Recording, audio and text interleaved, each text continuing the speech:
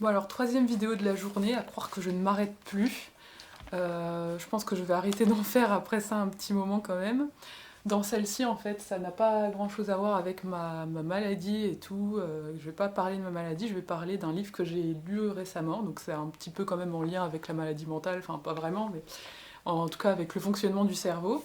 Et qui s'appelle donc Cerveau et silence, qui a été écrit par Michel Levancuyenne. Donc c'est plutôt thématique en ce moment avec le confinement, puisqu'il y a moins de bruit dans les rues et tout, puisqu'il y a moins de voitures qui circulent, on entend à nouveau le chant des oiseaux, la nature. Mais en fait, dans ce livre, il n'est pas que question du silence acoustique, il est aussi question du silence au niveau rêverie, en fait, quand on laisse son système un peu par défaut fonctionner, quand on ne pense à rien de particulier, l'auteur parle d'un certain silence. Et voilà, il appelle ça silence de la rêverie, par exemple. D'autres types de silence, c'est silence des yeux, puisqu'on capte beaucoup d'informations via les yeux. Donc dès qu'on ferme les yeux, on entre un peu en mode silencieux, en gros, dans le cerveau. Puis voilà, de silence attentionnel, des trucs comme ça. Donc voilà, voilà. Euh, alors, je ne sais pas si ça va intéresser ce genre de vidéo. J'ai pas énormément de vues ni de réactions sur mes vidéos, donc bon, c'est peut-être un peu bizarre, ça me donne un peu l'impression de m'adresser un peu au vide quand même.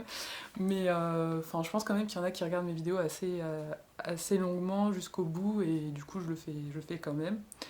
Et voilà, j'espère que ça intéressera quand même un petit peu. Si c'est pas le cas, c'est pas dramatique non plus. Alors en fait, cet auteur, il a eu un problème un jour dans sa vie, c'est qu'il a eu ses muscles du visage qui ont été complètement paralysés. Il pouvait plus du tout bouger les muscles du visage, son visage était complètement inerte. Donc en fait, c'est un neuroscientifique, et même si c'était pas un neuroscientifique, il se serait dit que c'était un AVC, mais lui, connaissant un peu le fonctionnement du cerveau et tout, s'est dit tout de suite, oui, c'est un AVC et tout, il faut que je pense aux urgences pour limiter la casse, il sait un peu comment ça marche et tout. Donc il était particulièrement stressé, et en arrivant aux urgences, en fait, on lui a dit que c'était totalement bénin, que c'était simplement dû à un surmenage, à un stress qu'il avait dans sa vie à ce moment-là, qui avait en fait affecté le nerf qui contrôle les muscles de son visage, et d'où la paralysie du visage en fait. Mais c'était totalement bénin, il avait juste à rentrer chez lui, à ne rien faire, à ne plus travailler pendant 2 mois, je crois, 2-3 mois ça a duré. Donc en fait, c'était un neuroscientifique qui était donc particulièrement stressé avant ça, particulièrement actif et tout. Et quand il est rentré chez lui, il a senti le vide un peu pesant, de manière pesante, le silence de manière pesante. Il s'est dit, mais qu'est-ce que je vais foutre là tout seul pendant des mois à rien faire, à même pas travailler et tout. Donc en fait, ce livre-là, c'est un peu le compte-rendu de toutes ses recherches concernant le silence, les bienfaits du silence, parce qu'en fait, dans cette situation-là, il s'est rendu compte au bout d'un moment que contrairement à ce qu'il pensait au début, que ça allait être très pesant cette situation, qu'en fait le silence lui apportait quelque chose d'apaisant. Donc ça l'a beaucoup intéressé, et comme je l'ai dit, donc ce livre est le résultat un peu de toutes ces recherches concernant le silence, les bienfaits que ça a pour le cerveau, les différents types de silence qu'on peut identifier, etc. Donc dans le livre, il est question un peu de la méditation, parce que ça provoque un certain silence en soi, mais je vais pas l'aborder parce que j'en ai... je sais pas, la méditation, j'en ai un peu entendu parler en large, en travers, un peu, c'est un peu été la mode, et c'est vrai que j'en ai un peu marre de la méditation, donc je vais pas aborder, c'est les 2 derniers chapitres dans lesquels il en parle, je vais pas en parler. Voilà, voilà.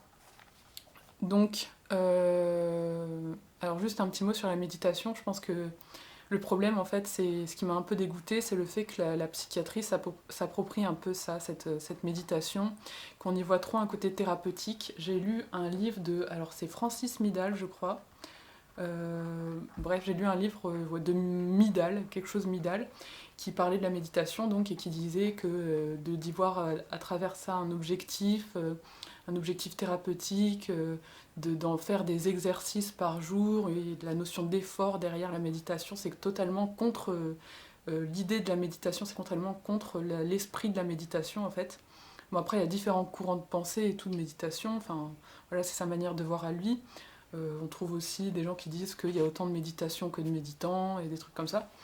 Mais c'est vrai que du coup, je trouve que la psychiatrie, hein, ou le côté thérapeutique qu'on met derrière la méditation, c'est un peu désagréable, c'est un peu malsain. Il y a un côté aussi, quand c'est le psychiatre qui dit vous devriez faire de la méditation, il y a la notion de prescription. J'étais allée à une conférence du docteur Bourgognon quand j'étais à Nancy, c'est un spécialiste de la mindfulness. Il avait dit à une question à la fin de la conférence, à une question de quelqu'un qui avait dit que la méditation avait provoqué une psychose chez son frère, que donc le monsieur Bourgognon avait répondu que effectivement ce n'est pas indiqué pour les psychotiques, que c'est plutôt pour les dépressifs et tout.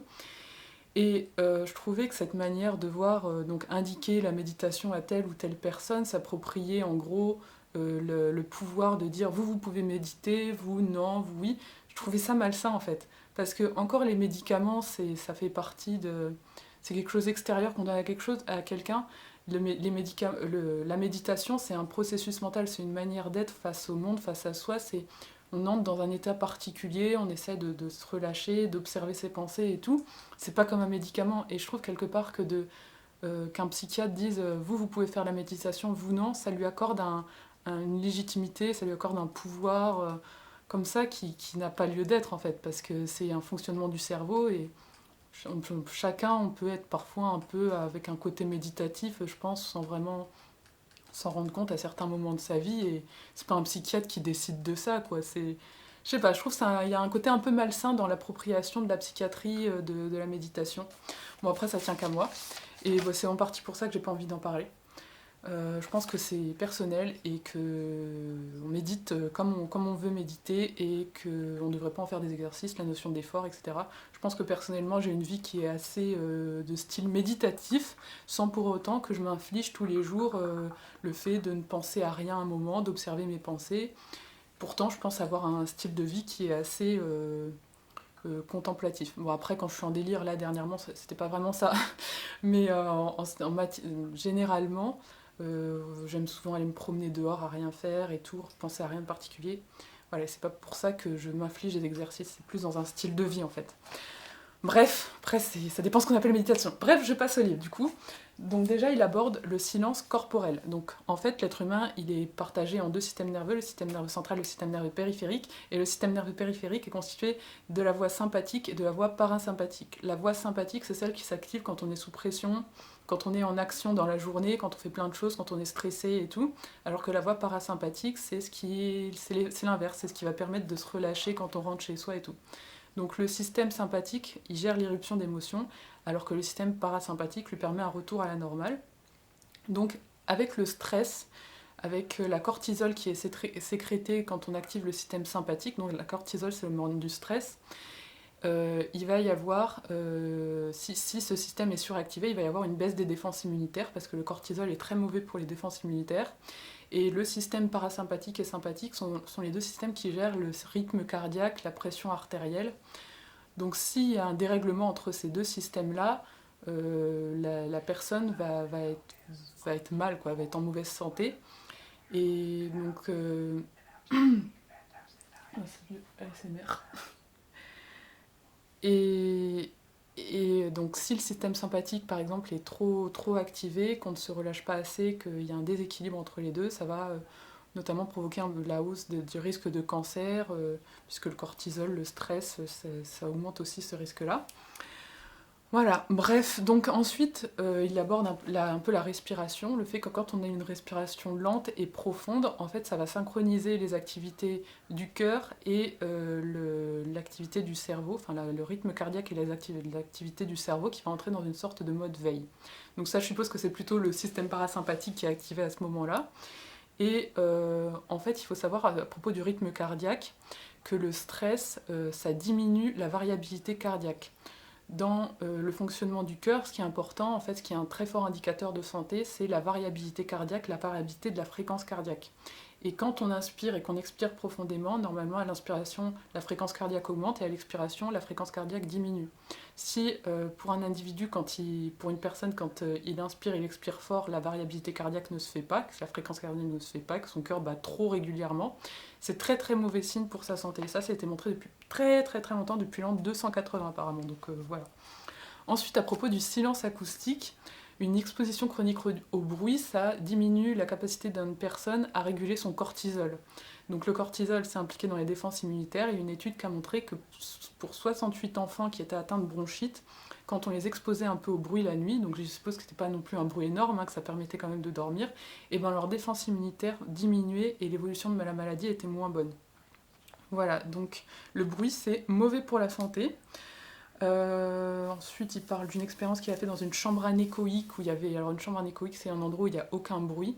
On l'avait prévenu avant d'aller dans cette chambre, on lui a dit que ça pouvait être stressant et tout parce que l'être humain n'était pas habitué à l'absence totale de bruit. Bon, ça paraît assez anecdotique quand tu te dis que c'est un traitement des psychoses et tout, et qu'à une personne normale, on lui dit que ça peut être assez stressant. Enfin bon, bref, c'est pas vraiment une chambre anéchoïque, une chambre d'isolement, je pense, mais bref. Donc voilà, mais en fait, il s'est rendu compte, l'auteur, là, il s'est rendu compte en étant dans cette chambre anéchoïque que le silence, en fait, n'existait pas pour l'être humain, qu'il y avait tout le temps du bruit. Déjà, dans l'oreille, il y a le sang qui passe, qu'on entend. Alors après, il peut aussi y avoir des acouphènes, mais sinon, de base, on entend toujours un peu le sang qui passe dans les oreilles au rythme du cœur.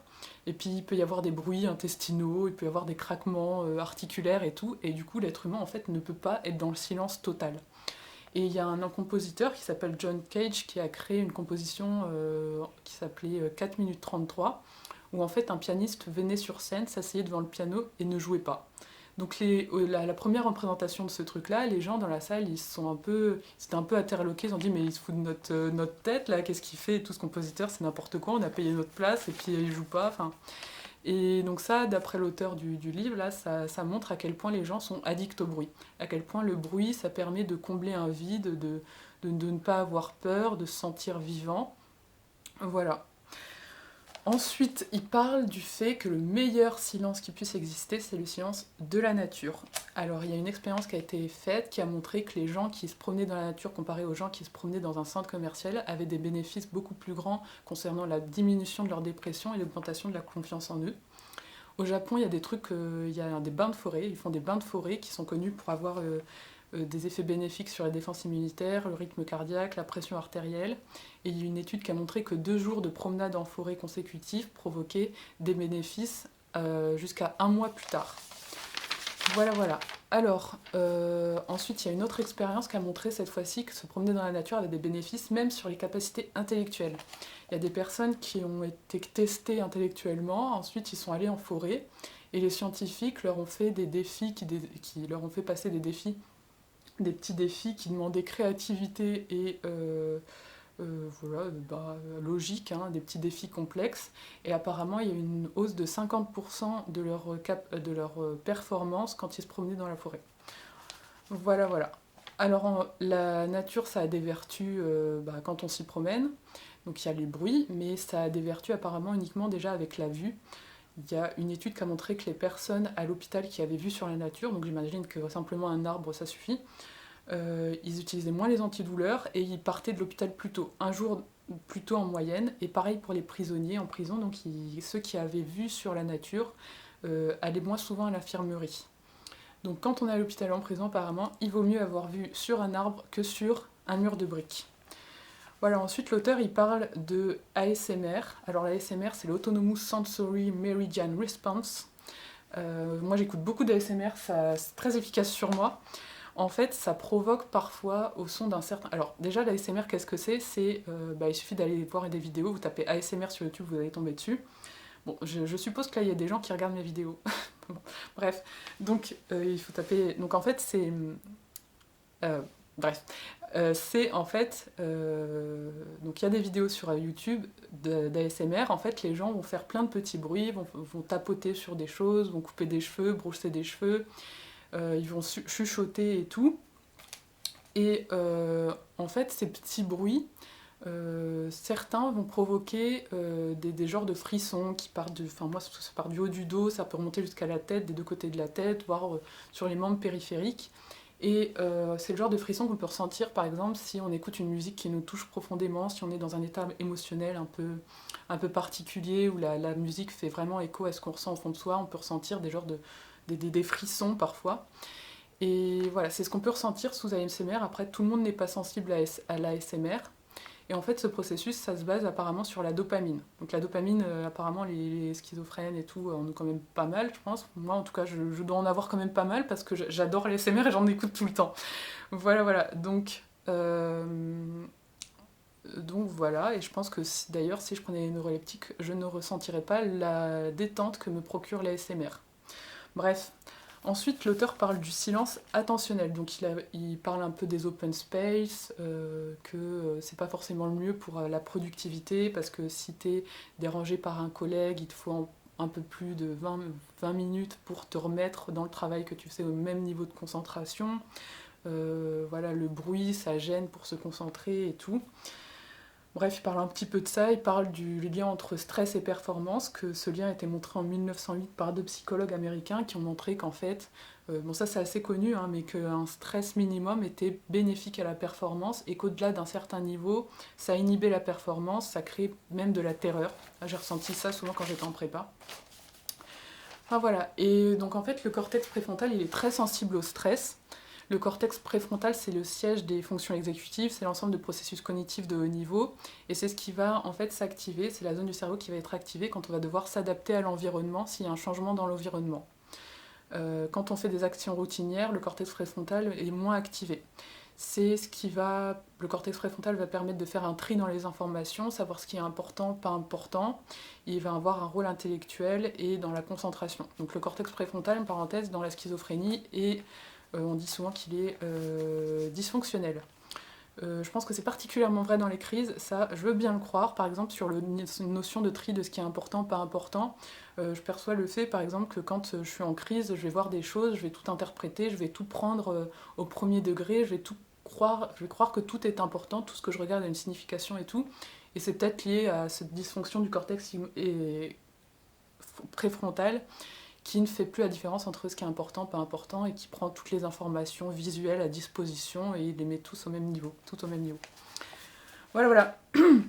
Donc, quand le cortex préfrontal est trop stimulé, qu'on l'utilise trop, ça va créer du stress, de la fatigue, et le niveau va entrer dans un mode plus automatique.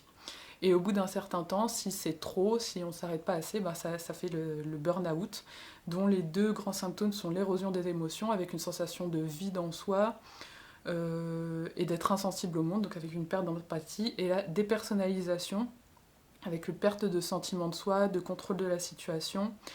Comme en plus le cortex préfrontal du coup fonctionne mal quand on est en burn-out, et que le cortex préfrontal c'est aussi ce qui est impliqué dans la prise de décision et dans le planning, quand on est en burn-out on va faire moins de projets personnels par exemple, et voilà, on va se dévaloriser dans le travail, on va avoir un sentiment d'inutilité, d'incompétence et machin. Et en fait, le cortex préfrontal, c'est un peu le chef d'orchestre du cerveau. C'est ce qui va permettre d'intégrer en fait toutes les émotions qui viennent de toutes les parties du cerveau. Voilà, voilà. Donc, ensuite, il parle un peu du repos. Le repos, donc le cerveau, il marche en alternance de cycles de dépenses d'énergie et de régénération. Et le processus qu'il y a derrière la régénération quand on est dans le sommeil ou quand on est dans un état méditatif, apparemment ça marche aussi quand on fait de la méditation, et il a été montré en 2012, donc c'est assez récent. En fait, il y a des cellules, alors je sais pas si ça sert à grand chose que j'aborde ça, mais il y a des cellules qui entourent les neurones, qui s'appellent les cellules gliales, qui forment le système glial, et parmi ces cellules gliales, il y a des cellules qui sont appelées les astrocytes, et les astrocytes vont former tout un réseau d'évacuation, sont impliqués en tout cas dans un système d'évacuation dans le cerveau qui forme un gigantesque réseau qui va permettre en fait d'évacuer via un liquide céphalorachidien les déchets accumulés au niveau des neurones et tout vers la circulation sanguine. Voilà, donc ça, ce système-là, il est très important dans la recherche, par exemple, pour Alzheimer, parce qu'on suppose qu'il y a une hypothèse d'Alzheimer, c'est qu'il y a une accumulation de protéines qui n'est pas bien évacuée par ce système d'évacuation-là qui doit avoir lieu durant le sommeil. Ensuite, concernant l'Alzheimer, il y a un truc qui a été montré par rapport au silence sur des souris. Quand on met dans le silence 2 heures par jour des souris, la neurogénèse dans leur hippocampe est augmentée par rapport à celle qui ne bénéficie pas de 2 heures de silence total par jour. Donc en fait, chez la souris et chez l'homme, je pense que c'est pareil pour les deux, parce qu'apparemment les deux ont un fonctionnement physiologique très similaire. En fait, la neurogénèse adulte, la création de nouveaux neurones dans la vie adulte, se fait que dans des zones précises du cerveau, il n'y en a pas beaucoup, et il y a notamment l'hippocampe, qui est la zone du cerveau qui est utilisée pour l'apprentissage et la mémoire. Voilà, donc c'est pour ça que c'est intéressant dans ce résultat dans la maladie d'Alzheimer, de savoir qu'il y a des souris qui, en restant 2 heures par jour dans le silence, ont une neurogénèse augmentée dans l'hippocampe qui est le zone de la mémoire, parce qu'on peut supposer que c'est aussi le cas chez l'être humain. Et vu que Alzheimer, c'est ce qui affecte la mémoire, peut-être bientôt qu'il y aura des cures de silence pour les personnes atteintes d'Alzheimer, qui sait. Qui sait. Ensuite, l'auteur parle du silence de la rêverie. Donc il parle notamment de Kekulé. Donc Kekulé en 1861 était un chimiste qui a voulu savoir la structure du benzène et qui n'y arrivait pas. C'était un problème qu'il n'arrivait pas du tout à résoudre. Et un jour, en fait, devant sa cheminée, alors qu'il était à moitié en train de dormir, à moitié en train de somnoler, qu'il était rêveur, voilà, qu'il avait des images qui venaient de devant dans sa tête, qu'il ne contrôlait pas trop, il a eu sa solution. Et donc en fait, il ne l'a pas dit tout de suite, ça, quand il a eu la solution de la structure du benzène, parce que bon, ça craignait un peu quand même à l'époque de dire j'ai eu la solution alors que j'étais en train de dormir, ça ne le fait pas trop. Et il l'a avoué que 35 ans plus tard. Donc il explique en fait qu'il voyait les molécules se rapprocher, se distancier, qu'à un moment il voyait un peu des genres de serpentins et qu'à un moment il en a vu un se mordre la queue et qu'il a reconnu l'Ouroboros qui est dans la mythologie en fait la représentation du caractère cyclique des processus de la vie. Voilà, et c'est en voyant cet Ouroboros là qu'il a compris que la structure du benzène était en fait linéaire mais cyclique. Voilà. Donc la rêverie, c'est issu d'une attention flottante qui engendre des idées sans lien entre elles, de manière désordonnée, passant du coq à l'âne, et c'est par exemple dans des tâches routinières comme éplucher des pommes de terre, attendre l'ascenseur, voilà, des trucs comme ça qu'on fait sans vraiment réfléchir, ou faire le ménage et des trucs comme ça. Et il y a alors on pourrait croire que c'est assez positif du coup, mais en fait il y a 2 psychologues américains qui ont montré que plus la rêverie se faisait souvent, plus ce mode par défaut du cerveau était fréquent dans la journée, et plus la personne risquait d'être malheureuse en fait. Enfin, moins elle était heureuse en tout cas. Parce que ce qui se passe durant ces moments de rêverie où on laisse le cerveau fonctionner par défaut, c'est qu'on ressasse souvent des choses assez négatives, comme le conflit avec un collègue, avec un proche, avec la famille et tout. Et donc ça, c'est corrélé en fait à un moins grand bonheur. Euh, alors le vagabondage mental, comme il dit, ça a une mauvaise réputation. Surtout au 19e siècle, durant l'industrialisation, on disait que c'était une sorte comment c'est quoi c'était un trouble à l'ordre social, que la personne qui était trop rêveuse négligeait le travail à accomplir, vraiment ça avait très très mauvaise réputation. Et aujourd'hui ça a un petit peu changé ça quand même s'il y a toujours un peu de ça je pense, mais ça a un petit peu changé aujourd'hui. Enfin, on suppose que ça stimule la créativité et que ça permet d'offrir des stratégies pour résoudre des problèmes, comme avec le cas de Kekulé. Mais il y a aussi beaucoup d'autres cas comme ça, cette fois-ci, qui sont un peu plus durant l'éveil, de mathématiciens qui ont eu des révélations, en fait, qui ont eu la solution à leurs problèmes alors qu'ils n'y réfléchissaient pas, en fait. Il y a par exemple Henri Poincaré qui a découvert, qui a eu la solution à un problème dont il avait perdu espoir de trouver la solution en fait. À un moment, il était sur un problème depuis très très longtemps, et puis il ne trouvait pas la solution. À un moment, il en a eu marre, et puis il a complètement laissé tomber. Il a fait un peu autre chose, pareil, il n'y arrivait pas. Du coup, il est allé se promener, et puis là, en allant se promener, il a eu la solution à son problème qu'il avait abandonné en fait. Voilà. Et en fait, ce phénomène-là de révélation, il a été décrit par Graham Wallace. Apparemment, donc, dans la première étape, il y a une prise de conscience du problème. On prend toutes les informations nécessaires à résoudre le problème. Dans la deuxième étape, il y a une notion de rêverie qui est très importante parce que ça permettrait de faire un travail inconscient, de lien entre les idées et tout. Donc apparemment, c'est très important. Et après, il y a la meilleure idée qui vient à la conscience. Et ensuite, on vérifie si c'est la bonne du coup.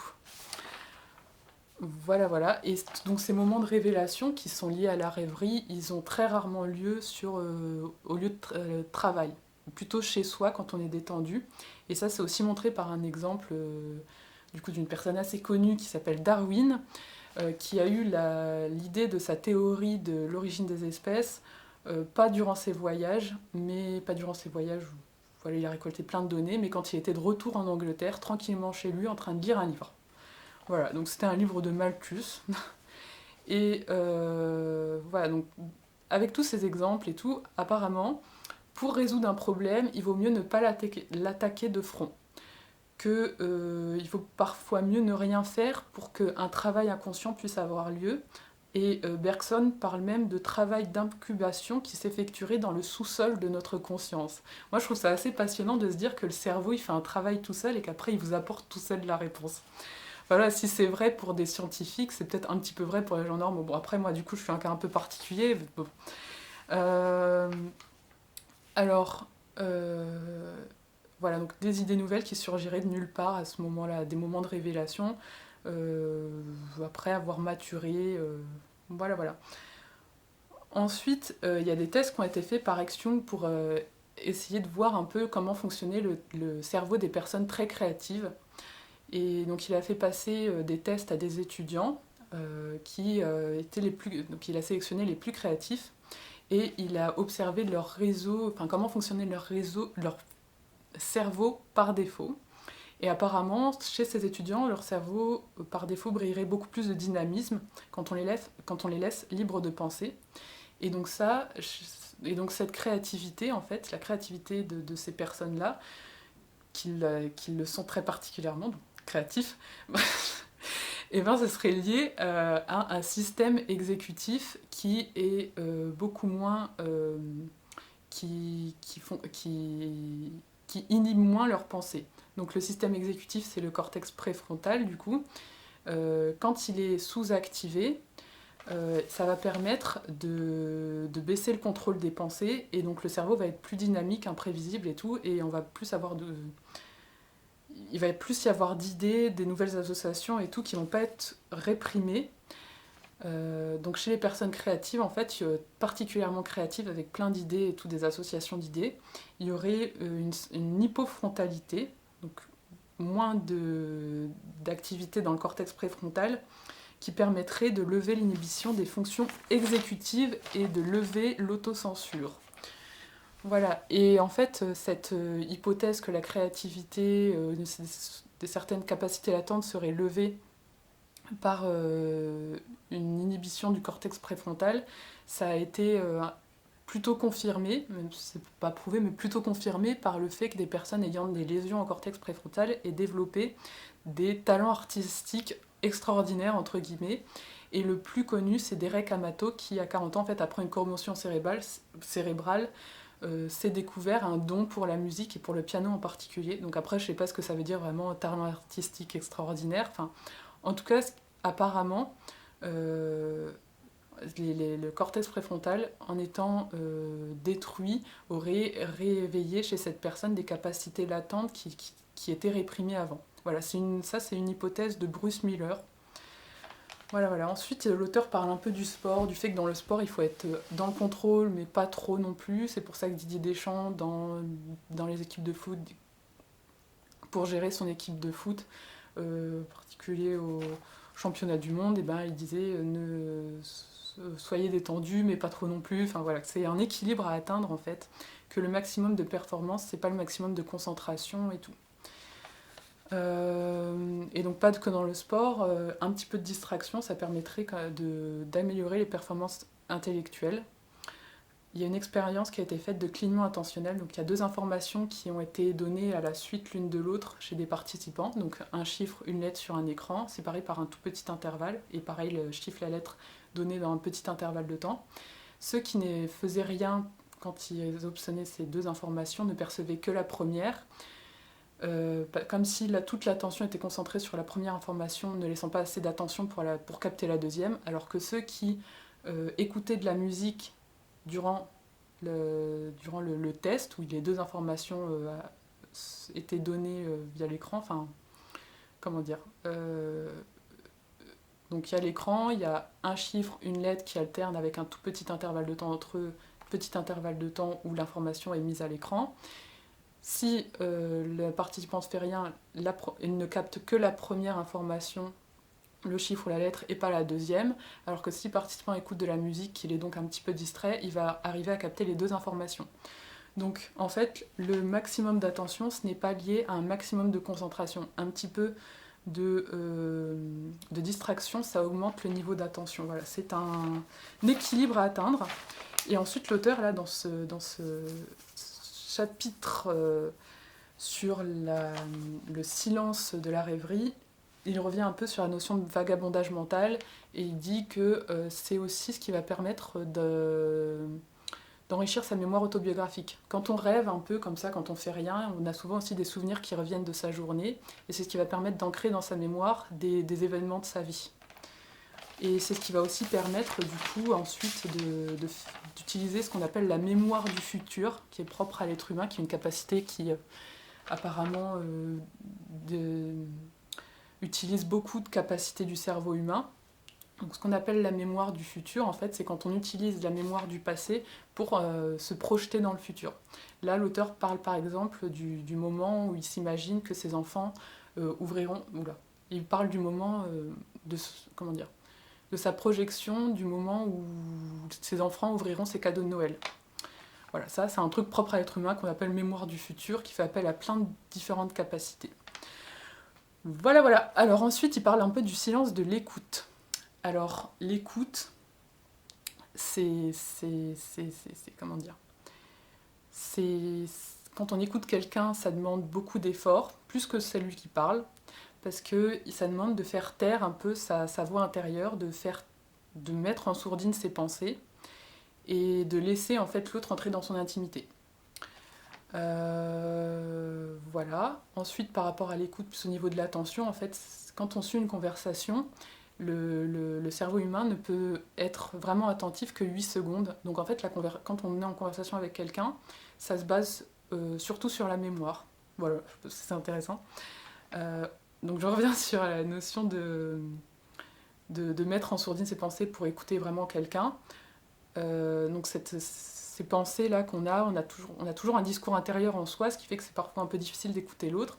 Et apparemment, on passerait un quart de notre vie à écouter cette petite voix intérieure. Voilà, voilà.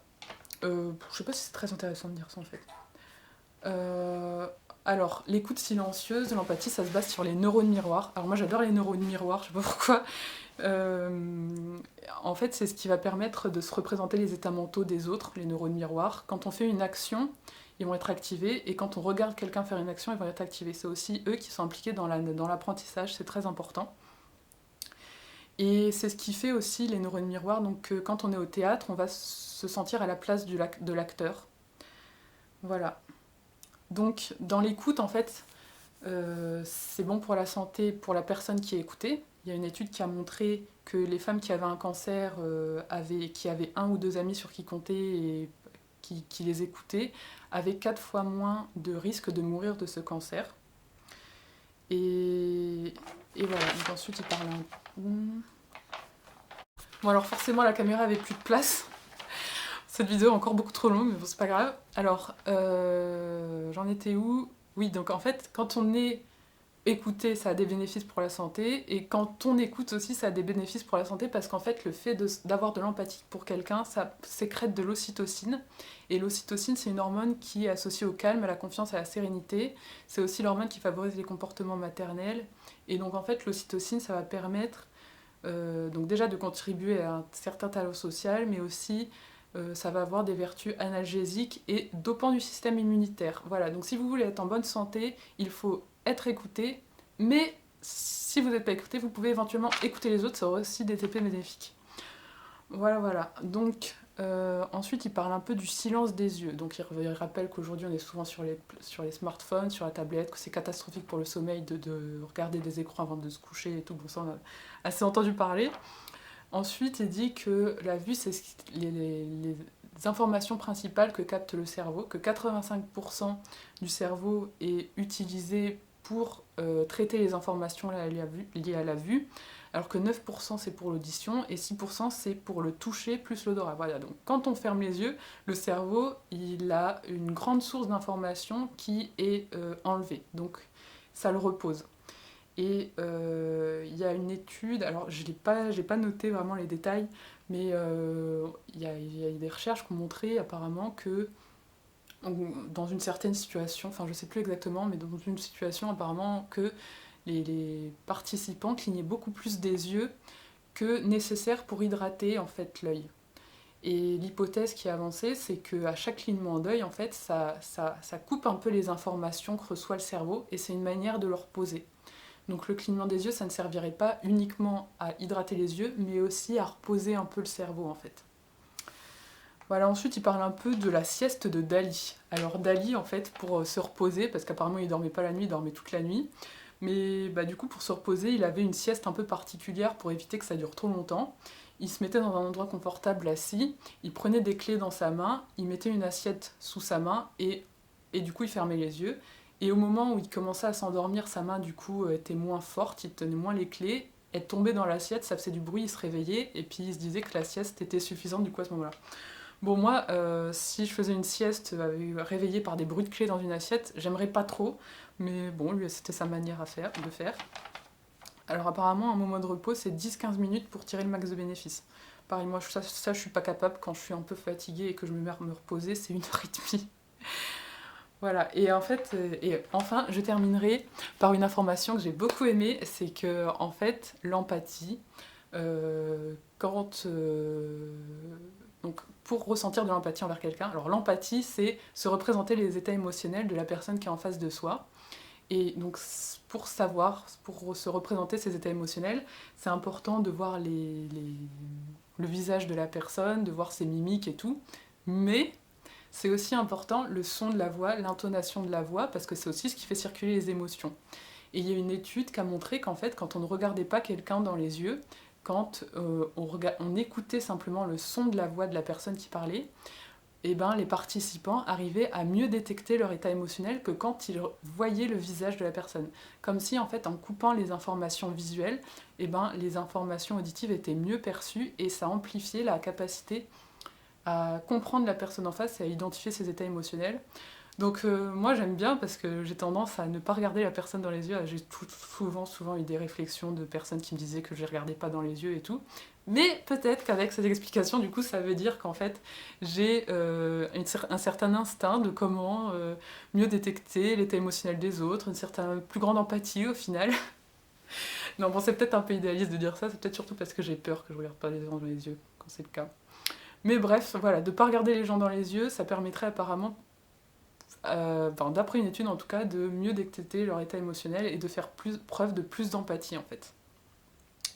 Voilà, donc j'ai fini, c'est encore une vidéo très longue, je sais pas s'il y aura beaucoup de gens qui la regarderont, je parle peut-être là dans le vide totalement, mais bon c'est pas grave, ça m'aura occupé.